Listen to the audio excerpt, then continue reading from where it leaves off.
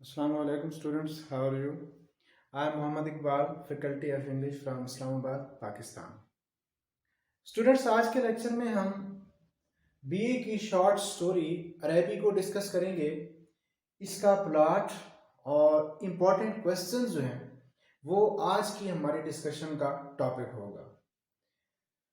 सबसे पहले जो है शॉर्ट स्टोरी को मैं पहले भी मैं डिफाइन कर चुका हूँ कि शॉर्ट स्टोरी जो है वो कहते किसे हैं।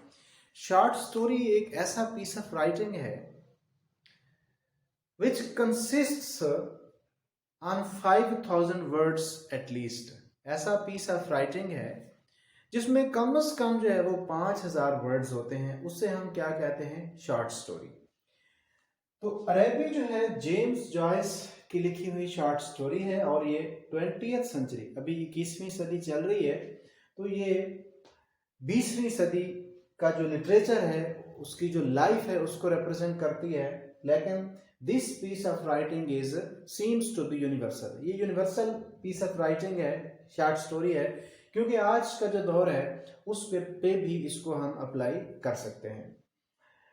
तो प्लॉट ऑफ द स्टोरी क्या होगा स्टूडेंट्स, जब भी आप किसी शॉर्ट स्टोरी को तैयार करें तो हमेशा टेक्निकली उसे हैंडल करें, क्रिटिकली स्टडी करें, एग्जामिनेशन पॉइंट ऑफ व्यू से स्टोरी को सिर्फ जो है वो सिंपली एंटरटेनमेंट की हद तक, किस्से या कहानी की हद तक उस स्टोरी को ना रखें, बल्कि उसके जो मेन पॉइंट्स हैं वो आप जहन में रखें कि इस शॉर्ट स्टोरी का बैकग्राउंड क्या है, किस कॉन्टेक्स्ट में लिखी गई है, जो राइटर है उसमें इस स्टोरी के अंदर मैसेज क्या कन्वे करना चाहता है, स्टोरी का प्लॉट क्या है। प्लॉट किसे कहते हैं? प्लॉट कहते हैं जी कि बाकायदा जो है स्टोरी का की बिगिनिंग हो, यानी उसका स्टार्ट हो, मिड हो और एंड हो। दीज आर द थ्री की पॉइंट्स, की एलिमेंट्स ऑफ प्लॉट। तो स्टोरी पढ़ने से पहले उसमें जो कैरेक्टर्स होते हैं कि इसमें कौन कौन से कैरेक्टर्स इन्वॉल्व हैं वो आपके जहन में होने चाहिए। उसके बाद स्टोरी का जो सीक्वेंस है, इंसिडेंट जहन में होना चाहिए कि इस स्टोरी में हुआ क्या, और फिर क्रिटिकल एनालिसिस करें कि राइटर जो है वो क्या मैसेज कन्वे करना चाहता है। और पंजाब यूनिवर्सिटी या सरगोदा यूनिवर्सिटी में जब भी शॉर्ट स्टोरी में से क्वेश्चन आता है तो हमेशा वो किसी न किसी फिगर ऑफ स्पीच उसमें इन्वॉल्व होती है, या तो आयरनी होती है, स्टायर होती है, या कोई ना कोई फिगर ऑफ स्पीच जो है उसके बारे में क्वेश्चन आता है। इसमें भी सबसे इंपॉर्टेंट जो आज की डिस्कशन का हमारा टॉपिक होगा वो होगा इस चैप्टर के अरेबी का इंपॉर्टेंट क्वेश्चंस कौन से हैं। तो लेट्स स्टार्ट। इसके मेन पॉइंट्स हम सबसे पहले देख लेते हैं। स्टोरी के जो कैरेक्टर्स हैं, राइटर यानी आथर, नरेटर, मैगन सिस्टर है, नरेटर जो है, जो आथर है, राइटर है, इसका एक दोस्त है मैगन, उसकी सिस्टर एक कैरेक्टर है, राइटर्स अंकल एंड आंट। तो राइटर जो है वो, इसके मेन पॉइंट्स हम देखते हैं। The narrator lives in Ireland with his uncle and aunt. कि नरेटर जो है वो कहाँ पे उसका स्टे है, कहाँ पे रह रहा है, डबलिन आयरलैंड में रह रहा है और अंकल और आंट के पास। इट मीन्स कि ही इज डिपेंडेंट, वो डिपेंडेंट है, इंडिपेंडेंट नहीं है।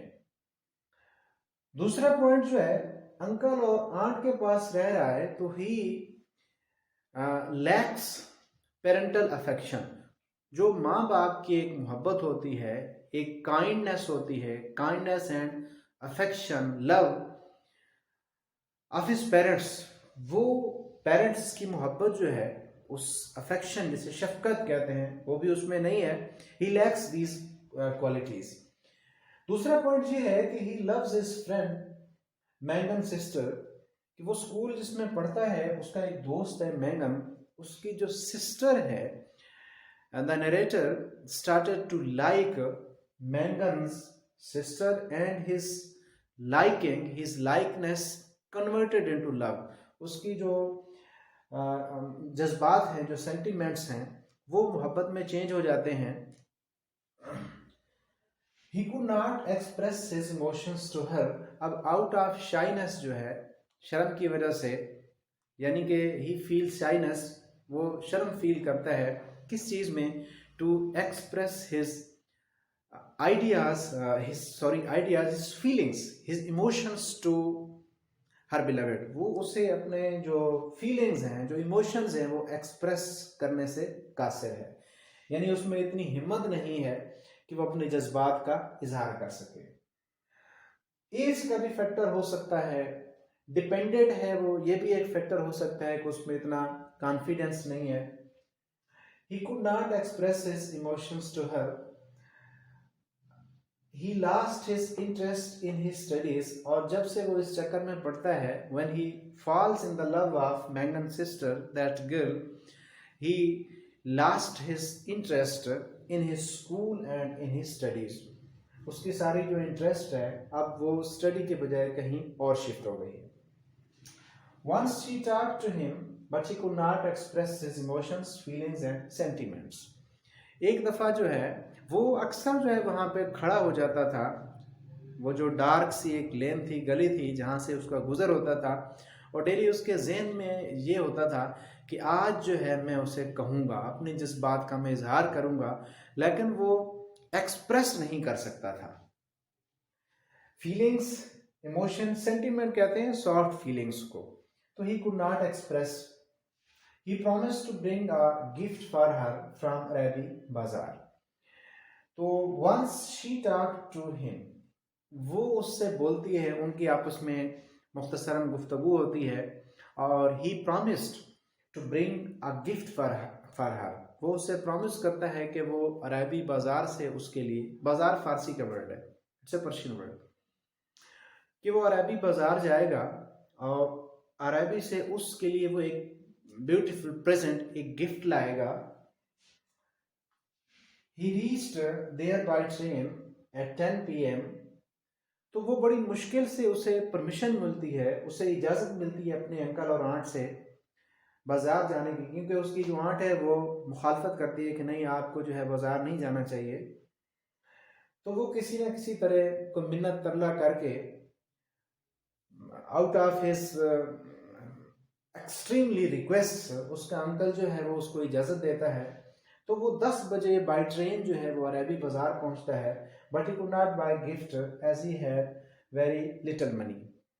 10 बजे वो रात को पहुंचता है, तो मैक्सिमम जो शॉप्स हैं, मार्केट्स हैं, वो क्लोज हो चुकी थी और क्लोज हो रही थी, वो कोई गिफ्ट नहीं खरीद सका। एक ये वजह हो सकती है, लेट हो गया, ही गॉट लेट। दूसरी रीज़न ये थी कि ही हैड वेरी स्मॉल मनी, उसके पास बहुत कम पैसे थे। It means he is very poor, कि राइटर जो है वो बहुत पुअर है, और वो एक शेर है ना, इस सिचुएशन को बड़ा वो डिपिक्ट करेगा कि आए दिल तू धड़क मगर इतना भी नहीं, तेरे जज्बात और हैं मेरे हालात और हैं। ये भी कुछ इसी तरह की सिचुएशन यहाँ पे डेवलप हो रही है कि वो उसके लिए गिफ्ट जो है वो नहीं खरीद सका, क्योंकि उसके पास पैसे जो है बहुत कम थे। इसके बाद देखें, he became disappointed as he could not honour his promise. तो वो बड़ा मायूस हो गया और उसे बड़ी शर्म फील हो रही थी कि he could not fulfil, he could not honour his promise. उसने अपने बिलवड से जो वादा किया था, और ये वादा भी उसने खुद किया था। वो जो लड़की थी मैंगन सिस्टर, उसने उसको नहीं कहा था कि आप मेरे लिए जो है वो गिफ्ट लाएं, इसने खुद कहा था, और ये अपना प्रॉमिस जो है वो पूरा नहीं कर सका। ये इस स्टोरी का प्लॉट है। अब इसके जितने भी मेन पॉइंट्स हैं वो हमने डिस्कस कर लिए हैं। अगर फिर भी आपको लगता है कि मेन पॉइंट डिस्कस नहीं हुए, तो आप किसी भी बुक से इसको देख लें, लेकिन मैंने पूरी कोशिश की है कि इसके मेन पॉइंट जो है वो डिस्कस किए जाए।